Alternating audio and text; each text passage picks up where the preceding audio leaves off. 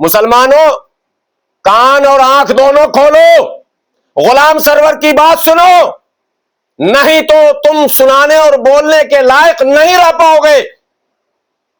भीड़ का हिस्सा जो बन रहे हो ना, फोटो खिंचाने का जो भूत सवार हुआ है ना तुम्हारा, वो भूत उतार दिया जाएगा तुम्हारा, याद रखो। कॉकरोच में जाके फोटो खिंचाएंगे, कुत्ता में जाके ये फोटो खिंचा लेंगे, ये बदतमीज के साथ फोटो खिंचा लेंगे, मगर नेतृत्व करना नहीं चाहेंगे, रहनुमा बनना नहीं चाहेंगे, हक बोलना नहीं चाहेंगे, सरकार के साथ आंखों से आंखें मिलाकर जो डेमोक्रेसी में आपको हक दिया गया है उस हक का इस्तेमाल करना नहीं चाहेंगे। लानत है ऐसी कौम पर, तबाह हो जाएगी ऐसी कौम, बर्बाद हो जाएगी ऐसी कौम। अल्लाह ताला ऐसी कौम को गर्क कर देगा जिस कौम को हक बोलने और हक के साथ खड़े होने की औकात ना हो। खाना खिलाएंगे ये, इनको खाना खिलाना, मेरा दिल रोता है। मैं प्रोग्राम करता हूं, बदतमीज मुसलमान हाजी साहब नमाजी साहब के घर जाकर 2-2 घंटे बैठा कि 200 लोगों के खाने का इंतजाम कर दीजिए। ये मुसलमान ने इंतजाम किया, बोला तुम नेता बनोगे। बदतमीज मुसलमानों, तुम तबाह हो जाओगे। ट्रक का ट्रक खाना लेकर जा रहे हो, तुम्हें शर्म नहीं आती? कॉकरोच को खाना खिलाएंगे, इस किस किताब में लिखा सवाब? और कौन तंजीम है? बेशरम तंजीम, और तंजीम का रहनुमा वहां जाकर तकरीर कर रहा है। तुम क्या चाहते हो? मुसलमान इस मुल्क में कहां खड़ा करना चाहते हो? बदतमीजी की हद हो चुकी है मुसलमानों की, बेराह रवी की हद हो चुकी है मुसलमानों की, मैंने राह रास्त से भटकने की इंतहा हो चुकी है। ट्रक का ट्रक खाना लेकर जा रहा, ट्रक का ट्रक, 3 बित्ता की दाढ़ी और टोपी लेकर। अरे किसी गरीब के झोपड़ी में खाना खिला दो, किसी गरीब का पेट भर दो, तो कुरान हदीस और नबी के फरमान के मुताबिक जन्नत के मुस्तहिक हो जाओगे। ये प्रायोजित आंदोलन, और उस आंदोलन में खाना खिला रहे, पानी पिला रहे, बोले सवाब का काम। कोई मौलाना आकर मेरे सामने बहस करके बताए कि प्रायोजित आंदोलन में कुछ लोगों को और भूत सवार है, कांवरिया को भी बांट रहे हैं।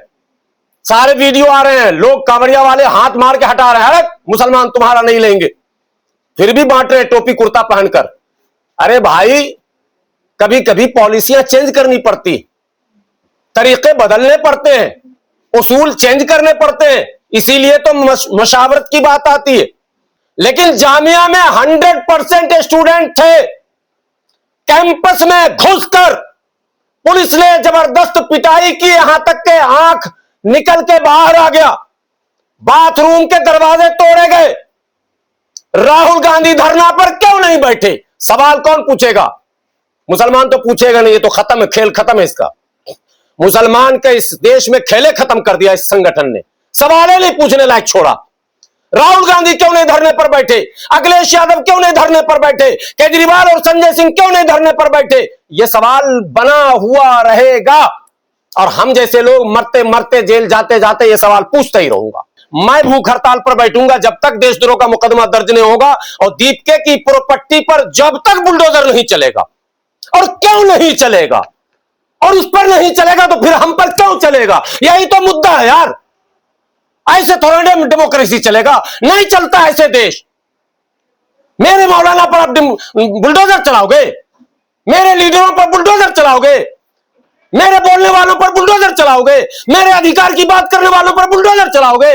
उन पर एनएसए लगाओगे, और बाकी को छूटे सार की तरह जंतर मंतर से लेकर कनॉट पैलेस तक रौंदने के लिए छोड़ दोगे आप?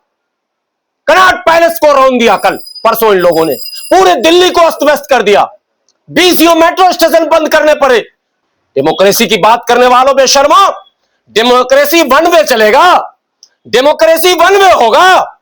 डेमोक्रेसी में मुसलमान नहीं है, मुसलमान भारत का नहीं है, संविधान मुसलमानों के लिए अलग है क्या? फिर जब मुसलमानों पर बुलडोजर चलता है तो सपा वाले भी मुस्कुरा रहे हैं, बसपा वाले भी मुस्कुरा रहे हैं, कांग्रेस वाले भी मुस्कुरा रहे हैं, और भाजपा वाले तो मुस्कुरा ही रहे हैं। ये मजाक बनाकर रख दिया इस मुल्क के अंदर, पूरा पूरा तमाशा बना दिया आपने। अरे आपको 37 सीटें उत्तर प्रदेश में मिली, उत्तर प्रदेश की आप बड़ी पार्टी है, 111 विधायक हैं, 37 सांसद हैं, राज्यसभा सांसद हैं, और आप हंस रहे हैं। जवाहर यूनिवर्सिटी टूट सकता है, कोई बात नहीं, आजम जेल में जा सकता है। मैं आजम खान की बात ही नहीं कर रहा हूं, वो तो पॉलिटिकल है, लेकिन तौकीर रजा तो पॉलिटिकल नहीं थे। तौकीर रजा तो कांग्रेस के सपोर्टर थे। तब जब कांग्रेस वालों ने आवाज नहीं उठाई तो कांग्रेस से और क्या उम्मीद रखी जाए। हाजी शहजाद का कोई आवाज नहीं उठाया, मुसलमानों ने सवाल नहीं पूछा। अब उससे भी बड़ा मामला, बरेली की सरजमीन पर तौकीर रजा खान साहब के रहनुमाई में एक कॉल दिया गया। कॉल यह था कि आई लव मोहम्मद कहने पर जो पुलिस जुल्म कर रही है और जुल्म कर रही थी, उसके खिलाफ हम लोग, चूंकि उस वक्त गुस्ताखे नबी के खिलाफ प्रोटेस्ट हो रहा था, तो जब किसी के खिलाफ होता तो किसी की हिमायत में होता। मोदी की हिमायत में मोदी जी की तारीफ होती है और मोदी की मुखालफत पर मोदी को गाली लोग बक रहे हैं, बकी रहे हैं जंतर मंतर पर। तो नबी पाक सल्लल्लाहु अलैहि वसल्लम से मोहब्बत करने वाले लोग आई लव मोहम्मद लिखकर और गुस्ताखे नबी के खिलाफ कानूनी कार्रवाई की मांग को लेकर प्रदर्शन करने निकले। फिर मेरा वही सवाल अखिलेश यादव से, फिर मेरा वही सवाल राहुल गांधी जी से कि तौकीर रजा के साथ निकली भीड़ ने कितने पुलिस वालों को मारा पीटा घायल किया, वो वीडियो लाओ। कितने पुलिस घायल हुए, कौन कौन अस्पताल में गया। मुझे लगता है अखबारों की सुर्खियों को मैंने देखा, टीवी चैनल को देखा, सारी फर्जी खबरें चली, एक भी पत्थरबाजी के कहीं कोई प्रमाण और साक्ष्य नहीं है। बरेली शरीफ में सैकड़ों लोग जेल में, एनएसए लगाया गया मौलाना तौकीर रजा खान पर, आज तक वो जेल में, आज तक जेल में। और जेल सिर्फ नहीं, मौलाना तौकीर रजा, उनके चाहने वाले, उनके दोस्त, उनके अहबाब, तमाम की संपत्ति को धूल चटा दिया गया, मिट्टी मिला दूंगा, ये शब्द है वहां। और मिट्टी में मिलाने वालों के खिलाफ ये दो जो अभी यहां जंतर मंतर पे कल से आपने देखा होगा, दोनों को परसों से देखा ही होगा, एक टी शर्ट वाले और एक लाल टोपी वाले, बच्चों के साथ नाइंसाफी हुई है, वाह। और यहां बच्चा और बच्चा का चच्चा, चच्चा का चच्चा, सबको मार के खत्म कर दिया, कोई बोलने वाला नहीं। अब आइए बच्चों की बात। तो अब सवाल यहां गृह मंत्री जी से भी है मेरा, ये तो विपक्ष से है मुद्दा, चूंकि विपक्ष को उठाना चाहिए, नहीं उठाया। मुसलमान के लिए मुद्दा इसलिए नहीं उठाएगा कि मुसलमान खुद अपना लाइन क्लियर नहीं कर पा रहा कि हमको इस मुल्क में करना क्या है। ये खुद ही तजब्जुब का शिकार है, ये डामाडोल है, पेंडुलम है, इसके तंजीमों में सामंजस्य नहीं है, इसके बड़े जिम्मेदार आपस में बात तक नहीं करते, एक दूसरे की काट में लगे रहते, इसलिए इसका तो हश्र तय हो चुका। और इसका इशारा विपक्ष के नेता दिए जा रहे हैं कि तुम्हारे लिए कोई नहीं बोलने वाला है, खत्म खेल तुम्हारा, टाटा बाय बाय हो चुका। लेकिन ये उछल के फिर वहीं चले जाते हैं। यार कम से कम रोजी रोटी में लग जाओ, दाल रोटी कमा के बच्चे को अच्छा खाना ही खिला लो, अच्छी तालीम ही दे लो, कुछ तो कर लो भाई। फिर उछल के वहां जा रहे हो जो तुमको कह चुका कि हम तुम्हारे साथ नहीं है, इनडायरेक्टली। तो तौकीर रजा जेल में है। अब जो यहां 20 तारीख को प्रदर्शन हुआ दिल्ली में अभिजीत दीपके के नेतृत्व में, और इसमें जो जो सांसद थे, सीधी सीधी बात, माननीय गृह मंत्री अमित शाह जी से यह मेरी विनती और अपील ही नहीं है, बल्कि यह आपसे मांग भी है, सवाल भी है हमारा, जो विपक्ष नहीं करेगा, मैं कर रहा हूं, अमित शाह जी, कि अगर अमित क्या कहते हैं तौकीर रजा जेल में है, हाजी शहजाद जेल में है, उन लोगों के संपत्ति पर बुलडोजर चला, तो 20 जुलाई के इस प्रदर्शन में जिन लोगों ने संपत्तियों को नुकसान पहुंचाया, गाड़ियों में तोड़फोड़ की, दिल्ली पुलिस और सीआरपीएफ के जवानों पर हमले किए हैं, उसमें जो जो लोग शामिल हैं उन पर कार्रवाई कब होगी। पहला सवाल, दीप के दोबारा धरने पर कैसे आया? मुसलमान भी सुन लो, गृह मंत्री आपसे भी सवाल है, गृह मंत्री जी आपसे भी सवाल है, बुलडोजर आपके इशारे पर चल रहा, गिरफ्तारियां आपके इशारे पर हो रही हैं, तो फिर अभिजीत दीप के दोबारा जंतर मंतर कैसे आया? उसको तो एनएसए लगाकर जेल में होना चाहिए। आंदोलनकारियों की सजा तो जेल है, आंदोलनकारियों की सजा तो बुलडोजर है, तो फिर दोबारा जंतर मंतर पर कैसे आया? अब भारत के मुसलमानों, जमात इस्लामी वालों, जमीतुल उलमा वालों, इसमें जमात इस्लामी का मैं ज्यादा नाम इसलिए ले रहा हूं कि टोपी लगा के पहुंचे थे। नई नई परंपरा, जमात इस्लामी की नई परंपरा, अनएक्सपेक्टेड, कल्पना से परे, तसव्वुर से परे, पता नहीं क्या आपके दिमाग में बात आ गई। कौन? सोनम वांगचुक का एक वीडियो वायरल है। वीडियो में सोनम वांगचुक खुद कह रहा है कि हमें तो लद्दाख के लेफ्टिनेंट जनरल ने कहा कि आपको वहां जाना चाहिए। मतलब अब भी नहीं समझ पाए आप? लेफ्टिनेंट जनरल कौन होता है? एलजी कौन होता है? एलजी उपराज्यपाल होता कौन है? वो तो केंद्र का आदमी होता है, वो तो अमित शाह जी का आदमी है, और वही भेज रहा।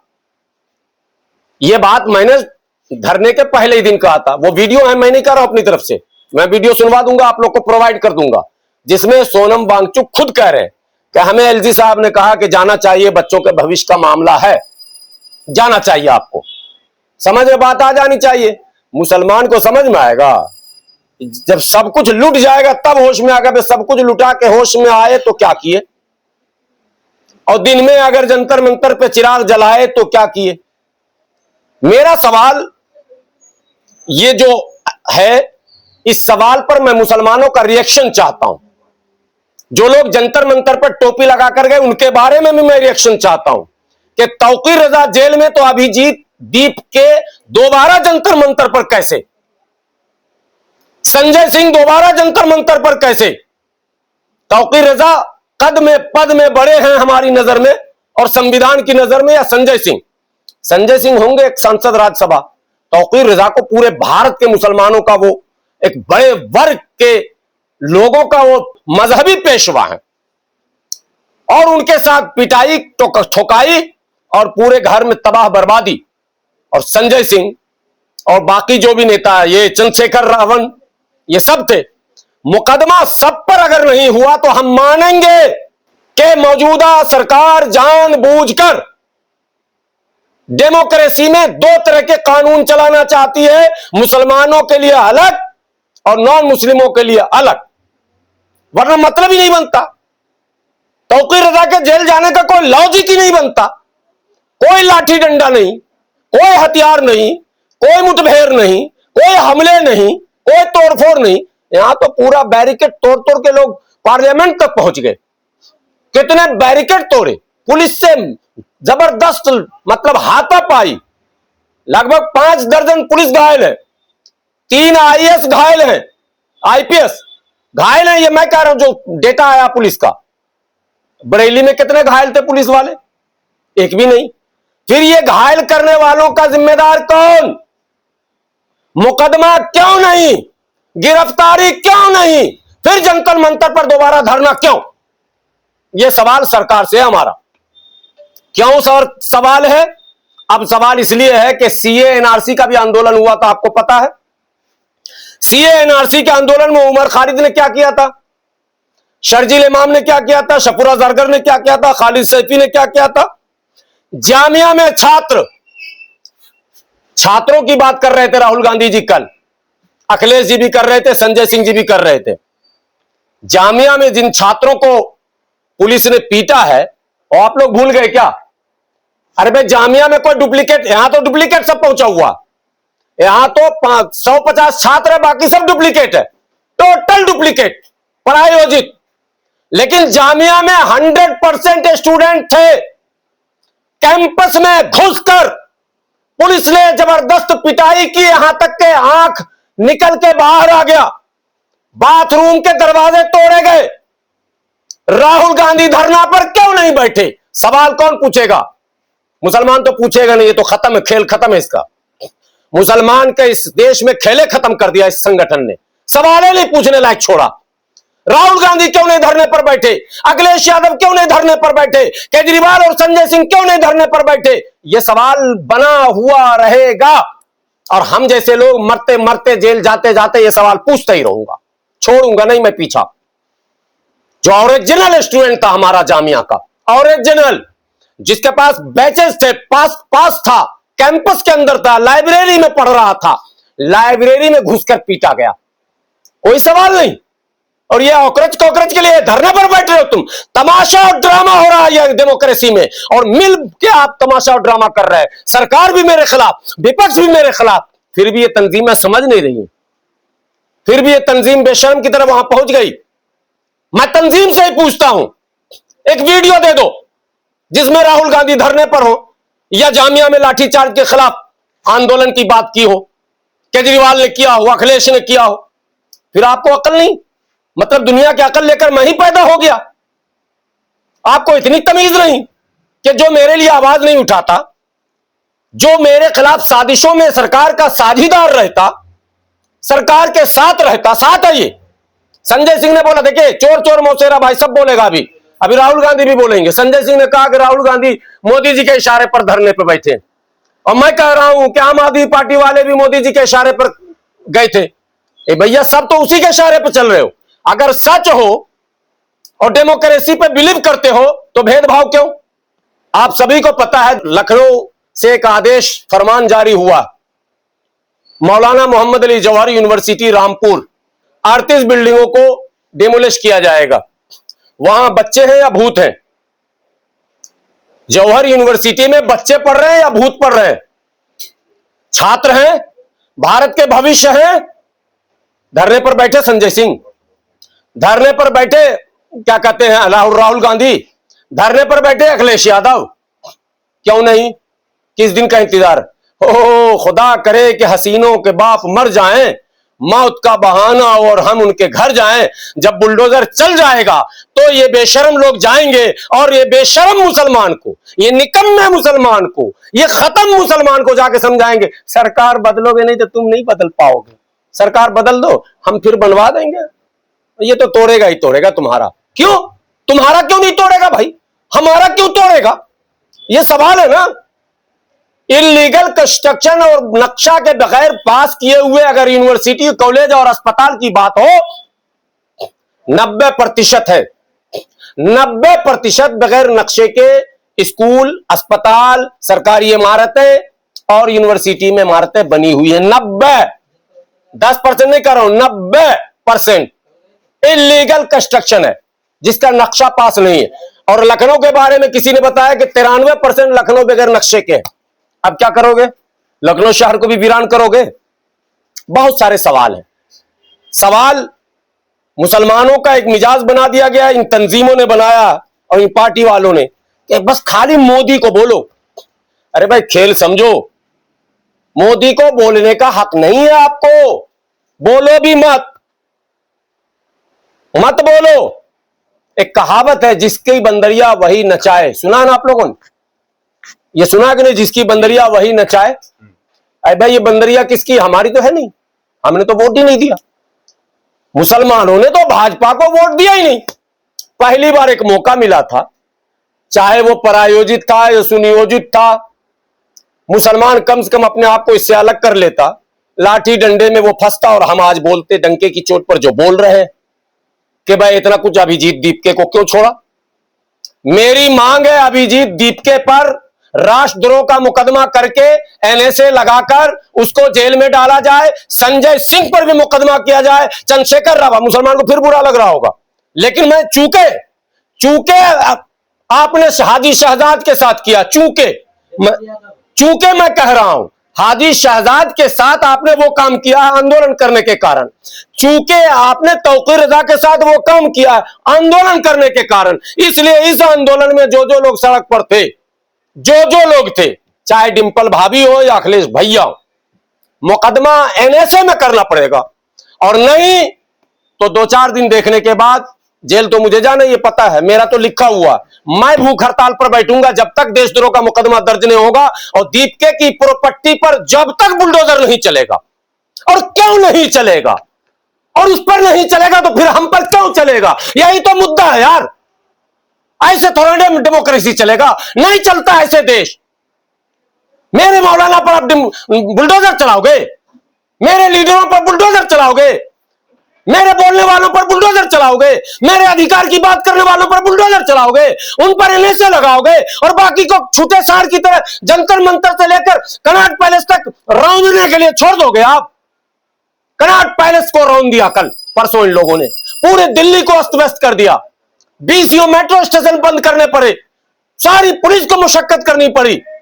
बिल्कुल ऐसे लगना ही चाहिए। यह ऑल इंडिया यूनाइटेड मुस्लिम मोर्चा हाफिज गुलाम सरवर का डिमांड है, इन लोगों पर हर हाल में एनएसए लगाकर इनके घरों को बुलडोज किया जाए, बिल्कुल बुलडोज किया जाए, ताकि आइंदा कोई भी मोदी सरकार के खिलाफ सड़क पर उतरने की हिम्मत न करे, जुर्रत न करे। डेमोक्रेसी की बात करने वालों बेशर्मो, डेमोक्रेसी वन वे चलेगा, डेमोक्रेसी वन वे होगा।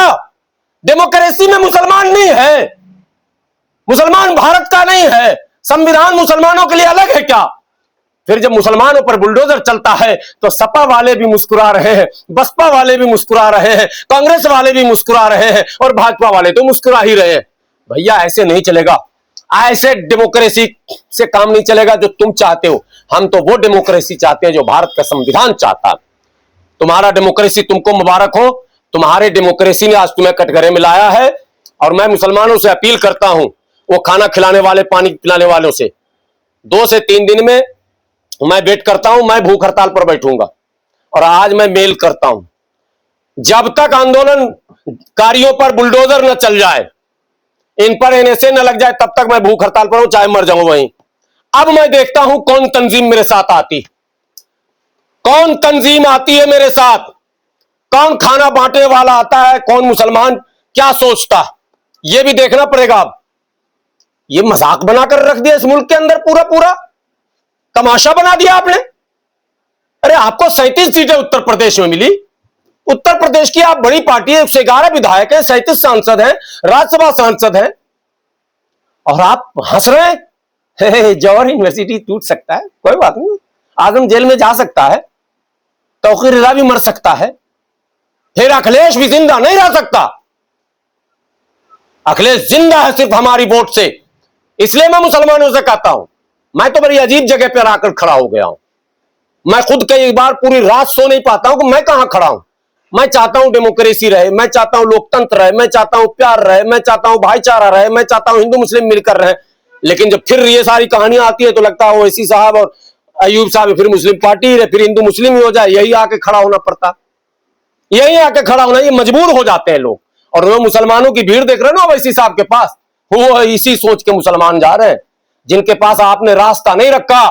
अखिलेश यादव जी, आपने रास्ते बंद किए, मजबूरी में ओवैसी साहब का झंडा उठा रहा नौजवान। राहुल गांधी जी, आपने अपने क्रियाकलापों से रास्ता बंद किया है। आपके मुंह से जुबान किसने काट ली थी? मैं आजम खान की बात ही नहीं कर रहा हूं, वो तो पॉलिटिकल है, लेकिन तौकीर रजा तो पॉलिटिकल नहीं थे। तौकीर रजा तो कांग्रेस के सपोर्टर थे। तब जब कांग्रेस वालों ने आवाज नहीं उठाई तो कांग्रेस से और क्या उम्मीद रखी जाए, क्या रखी जाए। इसलिए ऑल इंडिया यूनाइटेड मुस्लिम मोर्चा यह मांग करती है कि अभिजीत दीपके पर एनएसए लगाकर उसके सारी संपत्ति को बुलडोज किया जाए। अभिजीत दीपके के साथ देने वाले जितने भी लीडरान हैं, माननीय सांसद संजय सिंह, माननीय सांसद चंद्रशेखर आजाद, ये सब मुसलमानों के प्यारे चेहरे हैं, मैं नाम ले रहा हूं, मुझे पता है ना, लेकिन उसूलन वो कटघरे में है। इस उसूल से धरना प्रदर्शन के खिलाफ नहीं, दोनों बात समझ लो भाई। धरना प्रदर्शन तो राइट है डेमोक्रेसी में, लेकिन चूंकि हमको राइट नहीं है, ये चीज अब चंद्रशेखर को बोलना पड़ेगा। चंद्रशेखर जी भी मन से बोले, मुसलमानों अब तुमको हर हाल में मेरा झंडा लेकर हम ही को नेता मान के रहना पड़ेगा। तुम अगर सड़क पर निकले, अगर गुलाम सरवर धरना दे दिया, तौकीर रजा धरना दे दिए, हाजी शहजाद अगर चला गया, बात समझिए, तो फिर तुम्हारी खैर नहीं है। यही बात अखिलेश जी भी बोले आकर, तुमको भाजपा से नहीं डरना, तुमको मेरे पीछे ही रहना पड़ेगा, बोलना पड़ेगा। बोलिए बोलिए, हम सुनना चाहते हैं। और नहीं तो फिर आप पर भी एनएसए लगना चाहिए। ये गृह मंत्री जी, अब गेंद, अब राज खुलेगा। भाजपा कांग्रेस भाई भाई है, आम आदमी भी उसमें साझीदार है, यह तमाम पॉलिटिकल पार्टियां मुसलमानों के बारे में एक ही सोच रखती हैं। यह राज अब खुलेगा, चूंकि अब सब कटघरे में। अब एनएसए संजय सिंह पर, एनएसए चंद्रशेखर रावण पर, एनएसए भाभी डिंपल यादव पर, एनएसए और कौन कौन नेता वहां गए थे, और जमात इस्लामी को इंजीनियर पर भी, सलीम इंजीनियर पर भी एनएसए क्यों गए धरने में? और सब पर बुलडोजर, सबके घर पर बुलडोजर। अगर नहीं चला तो गुलाम सरवर यह मान लेगा कि भारत में सारे पॉलिटिकल पार्टियां मुसलमानों के खिलाफ एक हैं, बिल्कुल एक है, वो एक मत हो चुके हैं मुसलमानों के वजूद को मिटाने के लिए। बसपा नहीं गई, बसपा को धन्यवाद, 100 बार शुक्रिया। हमें लगता है कि बसपा के रणनीतिकार हमारे भावनाओं को समझ रहे हैं या उनके रणनीतिकार मेरे मिजाज के हैं। कोई जाने का तुक ही नहीं था इसमें।